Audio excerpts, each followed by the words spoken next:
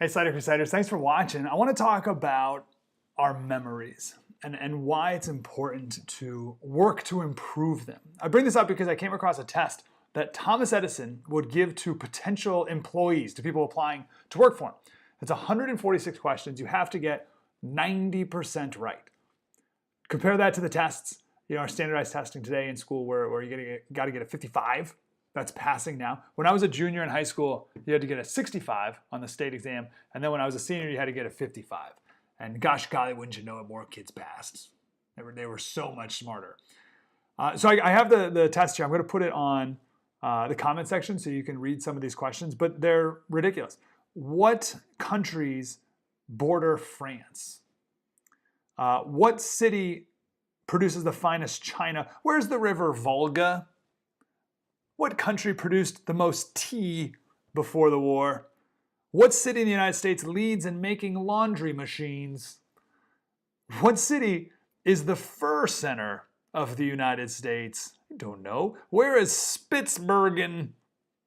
What telescope is the largest in the world? Who was Bessemer and what did he do? Let's see. What war material did Chile export to the Allies during the war? I don't know. Where was Napoleon born? What is the highest rise of tide on the North American coast? Who invented logarithms? Who is the emperor of Mexico when Cortez landed? And just goes on and on and on. Are you kidding me? I have no idea. I got maybe I could get 5. Out of 146, maybe? Most likely probably 2. And these all are like super random questions, right? Well, the reason that for these seemingly random questions is because Thomas Edison wanted his employees to have good memories. I want to quote here, this is from Scientific American magazine in 1921. He says, if I had a man in my employ who was right only half the time, he would last just long enough for me to find him out, and that wouldn't take very long.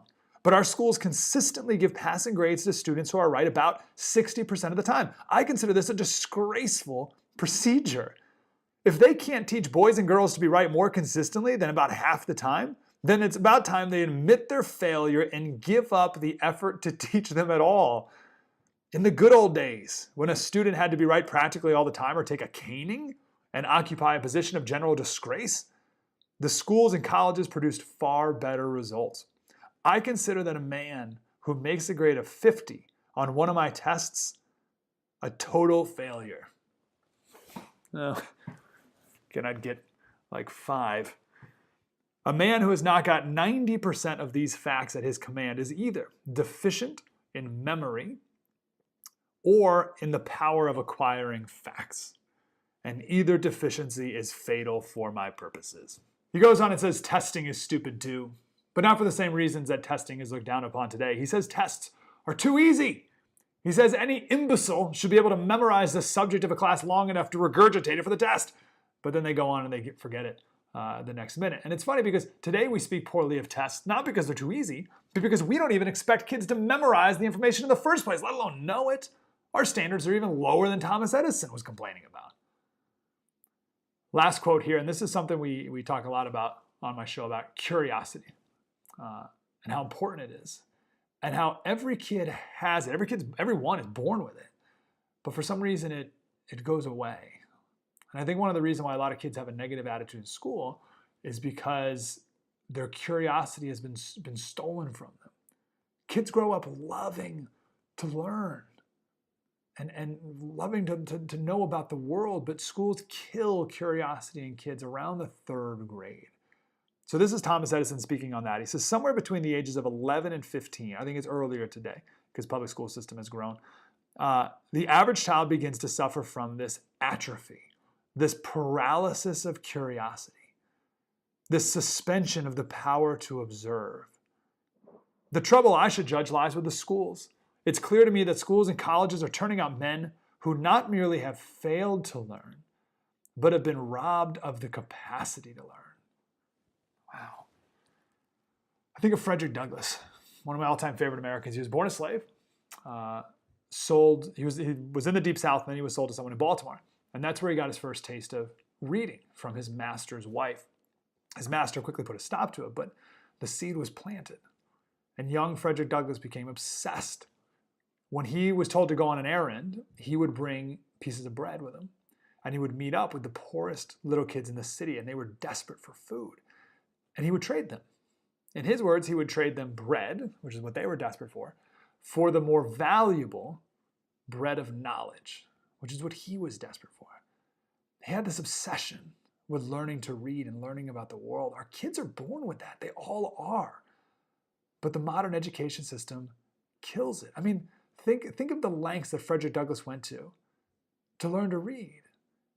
And think about the kids today who have a free education and how many kids graduate not knowing how to read. And certainly a vast majority of kids graduate without being proficient in reading and writing and geography and all these other basics. Where did that curiosity go? Why do they still not have a passion? Every kid is born with a passion to learn. Every kid is born curious. I want to link to an amazing TED Talk. It's one of the most watched TED Talks. It's by Ken Robinson. It's about schools and how they kill creativity. It's a must watch. He goes into much more detail of what we're talking about here. But I want to go back to Edison's point specifically. I think it's important that we learn to memorize things.